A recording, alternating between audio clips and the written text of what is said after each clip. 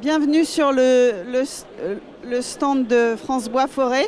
N'hésitez pas à vous asseoir, il y a des sièges, c'est fait pour ça. Aujourd'hui, donc, on va parler bois, sans surprise, à l'Office national des forêts. Et je vous partage une citation d'un prof d'architecture autrichien. L'acier fut le matériau du 19e siècle. Le béton, le matériau du XXe siècle, le bois sera le matériau du XXIe siècle. Je complète cette citation par une étude qui avait été menée où cette étude nous démontrait que la société française a envie qu'on lui parle de bois et de forêt. Et les interrogés de cette étude disaient qu'il n'y a pas de matériau plus noble que le bois. Le bois a donc toutes les qualités pour plaire à tous ceux qui le travaillent tous les jours et pour qui le bois n'a plus de secret, à tous ceux à qui il fait envie et qui n'a pas fini de nous surprendre. Donc nous sommes ensemble pour en parler aujourd'hui. Je vous présente mes invités dans l'ordre d'intervention. Donc Aymeric Albert de l'Office national des forêts, chef du département commercial bois. Christine Deleuze, qui est notre expert carbone.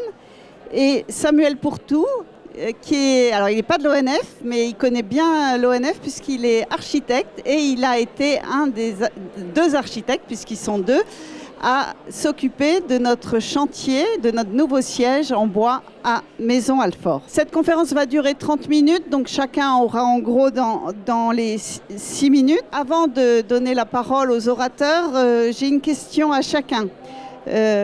Pouvez-vous me citer un mot qui représente le bois ? Donc moi je travaille sur le carbone et pour moi le bois c'est le stock. C'est le stock de carbone en forêt, c'est le stock de carbone dans les maisons, dans notre environnement. Il faut le maximiser. Bonjour, puisqu'on a le droit qu'à un seul mot, je dirais vivant. Bonjour à tous, moi je dirais apaisant.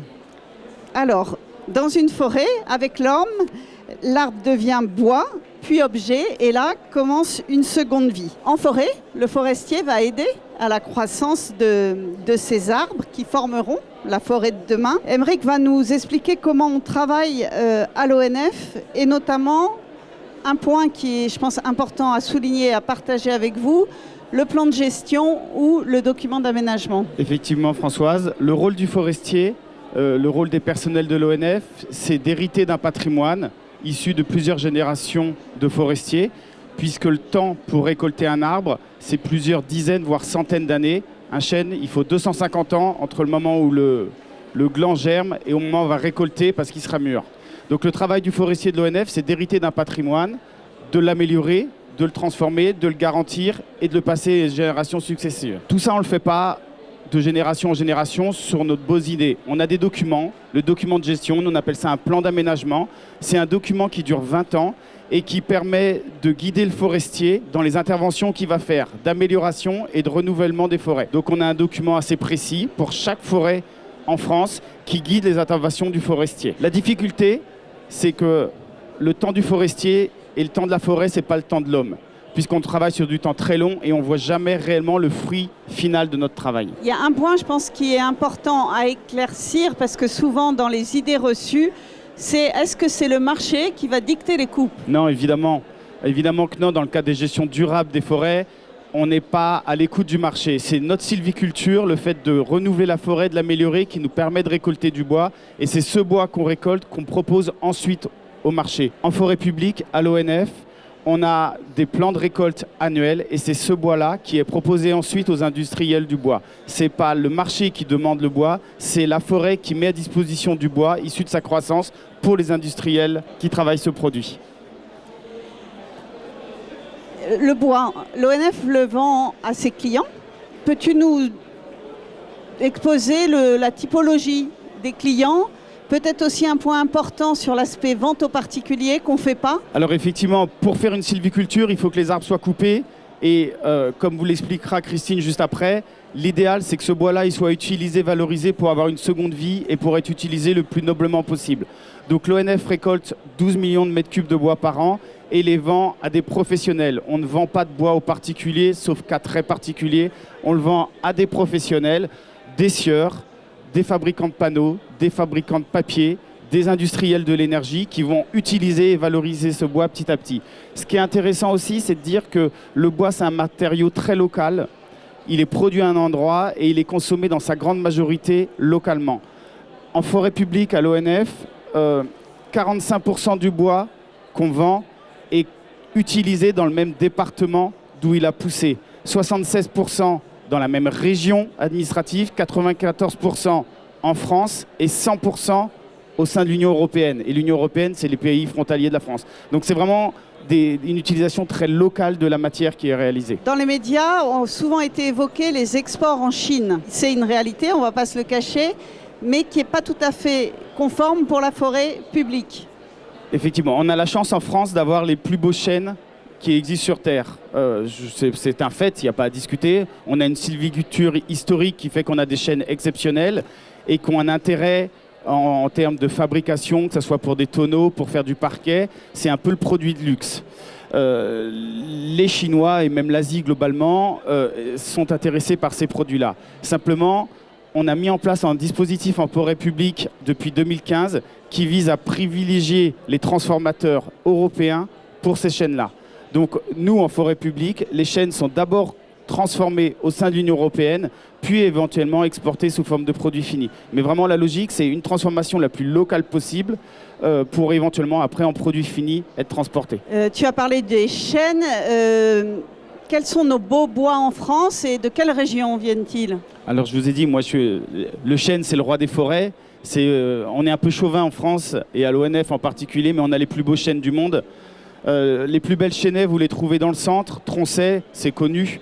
Mais on en a d'autres qui sont moins connues, mais qui sont assez exceptionnelles. Je vais citer une forêt en Normandie qui s'appelle Bélem, une forêt à côté du Mans qui s'appelle Bercé. Juste pour Bercé, j'aime bien le dire, on a encore des chênes qui ont 350 ans et qui continuent à pousser. C'est des chênes qu'on vu, qui sont nés, qui ont été plantés sous Louis XIV et qui ont juste vu une révolution, 2 guerres mondiales et plusieurs changements de régime. Et pour autant, ils sont toujours là et pour autant, ils continuent à pousser. Donc on a un vrai savoir-faire de gestion forestière. Et puis après, on a d'autres bois exceptionnels, plus des bois de niche.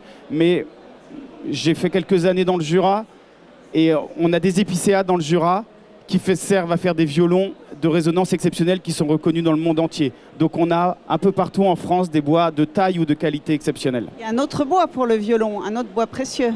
L'érable. Voilà. Autre bois qu'on trouve aussi en forêt publique, des érables ondés de préférence, qui ont une légère onde, qui génèrent une résonance particulière de l'instrument et qui sont utilisés dans tous les concerts par tous les grands musiciens sur la planète. Donc l'arbre, on l'a compris, va être valorisé, mais il y a différentes parties dans l'arbre à valoriser.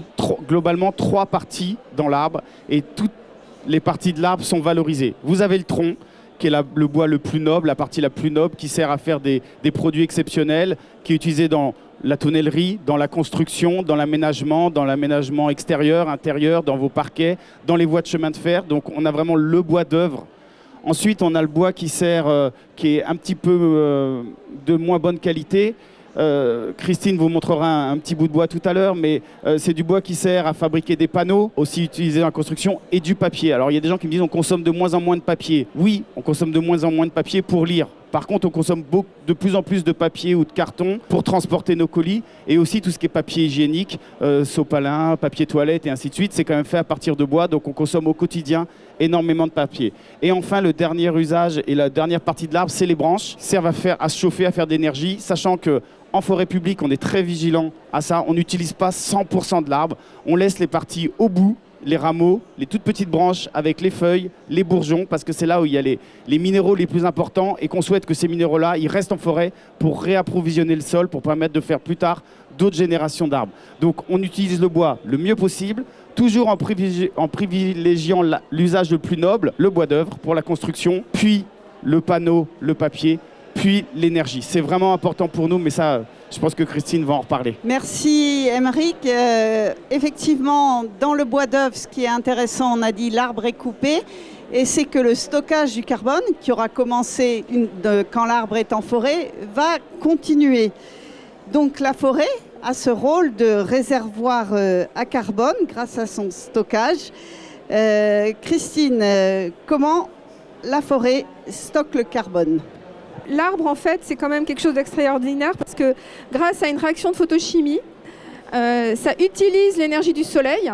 Alors c'est mieux que les panneaux photovoltaïques parce que ça utilise l'énergie du soleil pour récupérer du CO2 dans l'atmosphère, le transformer en oxygène. On parle tout le temps du carbone, mais c'est quand même intéressant de se dire que ça transforme aussi en oxygène. C'est pas inutile. Et tout le carbone qu'il récupère, il le transforme en chaîne carbonée longue qui va venir constituer le bois. Et donc le bois, en fait, c'est le stockage de carbone. Et à 2 titres, c'est le stockage de carbone dans nos arbres.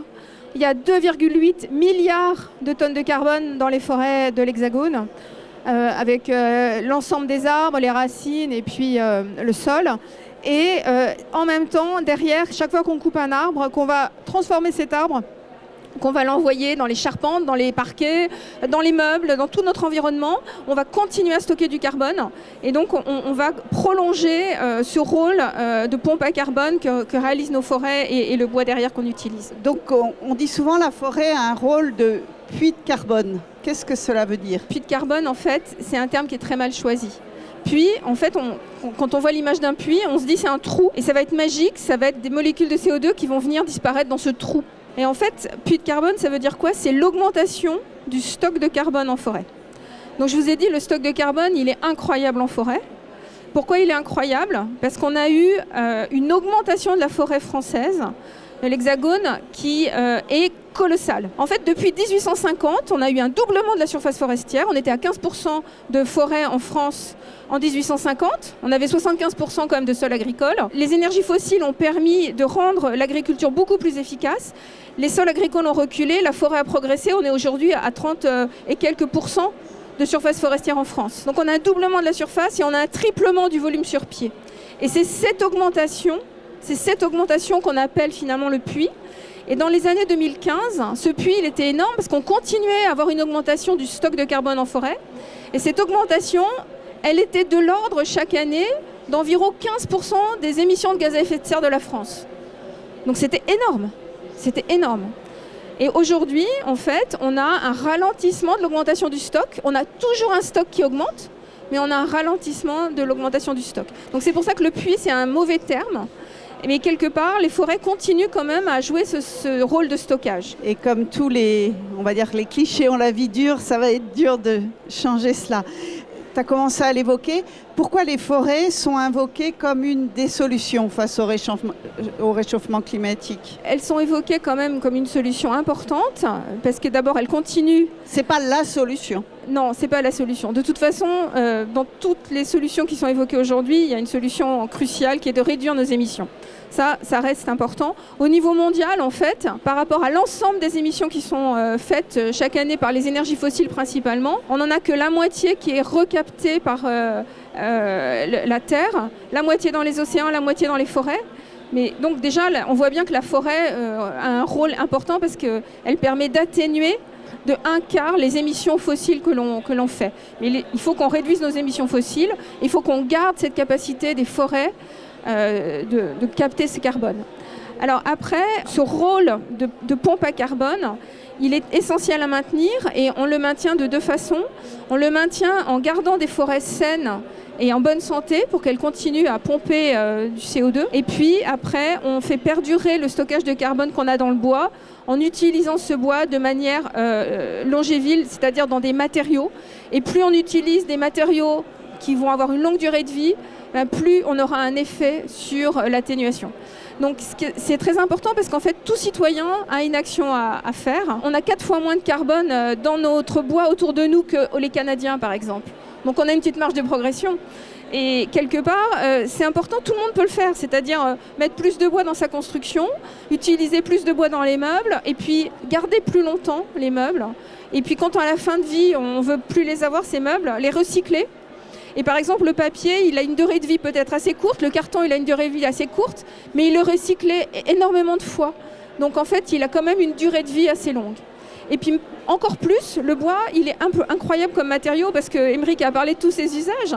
On les a dans les instruments de musique, on les a dans les charpentes, on les a... et puis c'est très très beau aussi. Mais en plus, c'est un matériau qui est capable d'être utilisé en cascade. C'est-à-dire que idéalement, on va l'utiliser dans la charpente. Et puis 100 ans après, quand on va détruire la charpente, on va pouvoir l'utiliser dans des panneaux. Et puis après, on va pouvoir utiliser les panneaux qu'on va détruire 30, 40, 50 ans après dans de l'énergie. Et tous ces usages, ils vont permettre d'économiser des matériaux énergivores. Et le réchauffement climatique dans tout ça, quelles conséquences ? Alors le réchauffement climatique, il est vraiment important parce que la pompe à carbone, pour la maintenir, il faut qu'on adapte nos forêts. Donc ça, je ne vais pas en parler parce que c'est la table ronde de 17h. Donc c'est pas moi qui vais en parler. Ça sera donc 17h30 même. 17h30, pardon. Par contre, ce qui est très important à savoir aujourd'hui, c'est que pour maintenir le puits forestier, ce qui est vraiment très important, c'est surtout de protéger la forêt par rapport aux chutes drastiques du stock de carbone. Et pourquoi on a eu une chute du puits ? C'est parce qu'on a eu des très fortes pertes. On a eu 670 000 hectares qui ont été perdus par des dépérissements en 5 ans. On a eu 72 000 hectares qui ont été perdus par des incendies. Et c'est ça qui fait qu'on a eu ce qu'on a appelé la chute du puits. Donc je vous l'ai dit, la chute du puits, c'est qu'il y a encore un puits, que le stock continue à augmenter. Mais ce qu'il faut, c'est qu'on réduise ces pertes. Parce que quand on perd 1 hectare en fumée, c'est totalement perdu pour le carbone. Ce qu'il faut qu'on soit capable de le garder dans notre système, dans notre environnement. Mais par rapport à cette situation, les forestiers agissent pour que le système garde sa résilience et prépare les années futures. Alors les forestiers agissent, on verra tout à l'heure dans l'autre table ronde sur l'adaptation. Et puis je voudrais aussi parler, pour terminer, d'une chose très importante pour le carbone des forêts, c'est les sols. Et il y a une grosse action, tous les forestiers, mais particulièrement les forestiers, forêts publiques, qui sont, on va dire peut-être, à donner l'exemple sur ce sujet-là, en termes de protection des sols, parce que les sols forestiers contiennent autant, voire plus de carbone que l'ensemble de la biomasse vivante, en métropole en particulier. Et donc il faut absolument protéger nos sols. Dans tous les travaux qu'on réalise en forêt, on fait très attention à protéger ces sols de diverses manières. Merci Christine, je suis moins savante, mais j'ai quand même compris, et j'espère que vous aussi, que les forêts stockent du carbone, que les meubles continuent de poursuivre le stockage, et surtout tout ça, ça nous mène à une économie décarbonée. Donc ça, c'est un point intéressant à travailler, et dans tout le travail des autorités sur la décarbonation de l'économie, le bois sera un levier essentiel, les forêts également. Et ça passera par plus de bois dans de nombreux usages, qui m'amène à interroger Samuel Poutou, architecte d'un grand bâtiment bois que vous connaissez peut-être pas, mais si vous vous rendez un jour à Maison Alfort, à avenue Général Leclerc, vous le verrez du boulevard, et c'est ce grand monsieur qui a dessiné les plans. Quand on dit bois en architecture, quels sont les atouts que vous lui voyez ? Peut-être pour me présenter, donc effectivement je suis architecte, mon agence elle s'appelle Atelier WOA, ça veut dire Wood Oriented Architecture, et j'ai créé cette agence autour du matériau bois, parce que c'est plus qu'une conviction, et comme tu le disais Françoise en introduction, c'est pour moi le matériau du 21e siècle qui va être incontournable, qui permet de piéger le carbone dans nos constructions. Le bois c'est un matériau qui est vivant, qui fait travailler nos sens, parce qu'il y a l'odeur, il y a le toucher, et ça élève la sensibilité. Phonique aussi, c'est intéressant. Acoustique aussi. Ouais, acoustique. Ça élève la sensibilité et ça participe donc du coup dans notre usage des espaces intérieurs à notre bien-être. Même si c'est quelque chose qu'on ne peut pas quantifier, mesurer, je suis certain que tous les gens qui ont passé du temps dans une maison en bois ou dans des bureaux en bois, parce qu'aujourd'hui on développe beaucoup de projets d'espaces de travail en bois, et en particulier du coup le siège de l'Office national des forêts sur lequel on a pu intervenir, qui nous a un peu changé de sortie de nos habitudes et de nos réflexes, parce que la commande était de construire ce bâtiment avec du bois 100% issu de forêts françaises.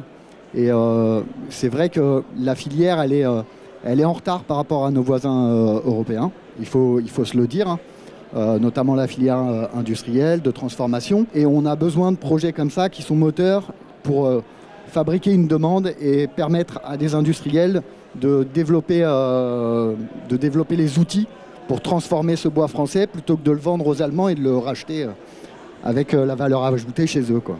Du coup, on sait que dans les arbres et puis dans le bois qui en découle, il y a des feuillus, des résineux. En architecture, comment sont-ils utilisés ? Alors, ça me fait rebondir sur ce que je disais juste avant. Ça va être vachement lié en fait à la filière de deuxième transformation, parce qu'il faut bien comprendre une chose, c'est que un résineux et un feuillu, c'est pas du tout les mêmes matières finalement. Le résineux, il est plus léger, c'est un arbre qui pousse droit, qui pousse vite.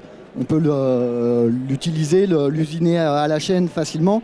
Le feuillu, c'est un arbre qui met beaucoup plus longtemps à pousser, qui est un bois beaucoup plus dense, beaucoup plus dur. Donc il ne va pas falloir les mêmes machines pour le travailler derrière. Ce n'est pas les mêmes lames, ce n'est pas les mêmes scieries même, parce que les arbres sont tordus, ils ont des défauts. Donc il va falloir pouvoir en extraire les meilleures parties. Et ça demande un outillage adapté. Chacun a des qualités et des défauts. Donc comme je disais, le résineux, il est très facile à travailler. On peut l'industrialiser, le transformer en matériaux de construction, en bois lamellé collé, en bois lamellé croisé. Et ça va nous permettre de construire très facilement des bâtiments. Mais le feuillu, on peut faire pareil, pourvu qu'on puisse s'épauler d'industriels qui le transforment. Et il y en a qui commencent à produire des éléments de construction, comme le bois lamellé collé de hêtre. Et là, ça va avoir un intérêt parce qu'on va finalement faire fondre les sections qu'on va utiliser. Par comparaison à section équivalente, je pense qu'un poteau en hêtre, il pourrait reprendre 2 étages quand un poteau en épicéa en reprend 1. Donc on comprend que ça a un intérêt en termes d'emprise des structures d'aller vers ces bois feuillus. D'autant plus que c'est la ressource qu'on a le plus en France. Donc il serait judicieux de l'utiliser majoritairement dans nos constructions. Ce qui aujourd'hui n'est pas du tout le cas. Et du coup, après ce bâtiment, qui a fait beaucoup parler de lui, enfin au moins dans ce monde des architectes, des maîtres d'œuvre et des meubles de bureau même, vous avez eu d'autres commandes? Vous êtes devenu une référence sur ce créneau-là? Alors, déjà, si on a pu faire votre siège, c'est qu'on avait déjà quelques références en fait. C'est vrai, ouais. Sinon, vous ne nous auriez pas retenus. Mais Depuis, on continue à travailler sur des projets divers et variés, bureaux, hôtels, logements. On a livré là récemment une ludomédiathèque à Herblay où on a associé la pierre et le bois. Donc on a des façades porteuses en pierre qui soutiennent une charpente qui franchit 20 mètres pour laisser un plan libre de tout poteau à l'intérieur de la médiathèque. Donc ça, c'est un bâtiment qu'on a livré là récemment au mois de septembre. Et on travaille sur plein de sujets. On se rend compte dans nos pratiques que construire les bâtiments uniquement en bois, c'est pas forcément toujours la bonne piste. Il faut mixer les matériaux. Donc utiliser les matériaux au bon endroit, là où ils sont performants. Enfin voilà, on ne se prive pas d'utiliser du béton ou de l'acier s'il y en a besoin pour faire la place belle au bois, là où il va être vraiment très performant. Merci. Juste un témoignage pour être dans ce bâtiment auquel vous avez évidemment contribué. Moi, ce qui m'a le plus épaté, il y a 2 choses. Il y a effectivement l'aspect odeur qui est quand même très très agréable et surtout le côté phonique, le côté acoustique qui absorbe beaucoup de bruit. Ça, c'est vraiment... Alors qu'on venait d'un bâtiment où en gros on suivait toutes les conversations du bureau d'à côté, ça c'est assez fantastique. Merci à tous les 3. Avant de prendre quelques questions, une question qui n'est pas une question piège. Un objet en bois qui vous est cher, Christine, tu l'as apporté en plus. Oui, alors moi je pensais passer en dernier. Alors moi j'aurais bien voulu apporter quelque chose de lourd, mais je croyais qu'il fallait l'apporter, alors j'ai apporté quelque chose de léger. Et ce que je voudrais juste dire, c'est un exemple, c'est de l'OSB, c'est juste pour dire qu'en fait on a 136 essences. C'est de l'OSB. On a 136 essences. OSB, c'est quoi? Ouais, c'est un panneau avec des chips de bois en fait. Avec beaucoup de colle, comme explique Samuel. Mais en fait, c'est juste pour dire que pour mettre du bois autour de nous, évidemment, c'est magnifique de le mettre en bois brut. Et ça a été un bel exploit dans le bâtiment ONF d'en faire beaucoup, de mettre beaucoup de bois de crise aussi. Je pense que c'était quelque chose qui n'a pas été dit. Pour le carbone, c'est magnifique, parce que être capable d'utiliser du bois de crise qui a dépéri, alors que c'est du bois peut-être qu'on aurait mis à l'énergie uniquement, c'est important pour le carbone aussi. Mais ce que je voulais dire, c'est que, évidemment, le bois de brut, on y pense naturellement pour faire du stock. Mais en fait, on peut utiliser plein d'autres choses avec des innovations dans la reconstitution de bois. Et il y a plein de choses qui se font aujourd'hui pour utiliser plus de bois, surtout quand on a beaucoup d'essence et beaucoup de feuillus. Donc je pense qu'il faut vraiment qu'on continue à faire des développements comme ça pour utiliser encore plus de bois. Merci. Samuel, un objet en bois qui t'est cher? J'ai pas un objet en bois qui m'est cher. J'ai plein d'objets qui m'entourent et qui entourent mon quotidien. Enfin voilà, ça va de mon bureau sur lequel je travaille à ma cuillère en bois quand je fais la purée. En fait, voilà, j'essaye de m'entourer de bois. Aymeric? Alors, on est à Paris. On n'est pas très loin de la Seine. Et sur la Seine, il y avait un bâtiment qui a brûlé il n'y a pas très longtemps, en 2019. Et là, on est en train, pour les Parisiens, de voir la flèche de Notre-Dame de Paris réapparaître. Et pour moi, l'ONF a contribué sur ce projet depuis le départ, en 2021, jusqu'à encore il y a moins d'un an. Et l'objet qui m'est cher, c'est l'objet que les charpentiers nous ont remis à l'ONF, qui est un assemblage en bois en chaîne qui permet de figer la charpente et qui clôt le sujet pour les forestiers. Et moi, il m'est cher parce que j'ai beaucoup travaillé sur le projet. Et puis, en plus, c'est bien l'image qu'on veut du forestier. On a mis dans Notre-Dame des arbres qui ont 250 ans. C'est 10 générations de forestiers qui ont travaillé. Nous, on a juste été là pour les récolter, les mettre en œuvre, les mettre à disposition des charpentiers qui les mettent dans Notre-Dame, qui va durer, j'espère, 500 ans ou 800 ans, parce qu'on ne recommencera pas tous les matins. Mais voilà, donc je trouve que ce projet-là, ça va bien avec ce que vous a dit Christine sur le stockage carbone. Ok, le chêne il est arrivé à maturité, on le récolte et on lui donne une deuxième vie pour peut-être 500 ou 800 ans. Et voilà, cet objet-là, aujourd'hui, il est dans le bureau de notre directrice générale et je trouve que il montre bien la vocation du forestier que je suis. Merci Aymeric, merci Samuel, merci Christine.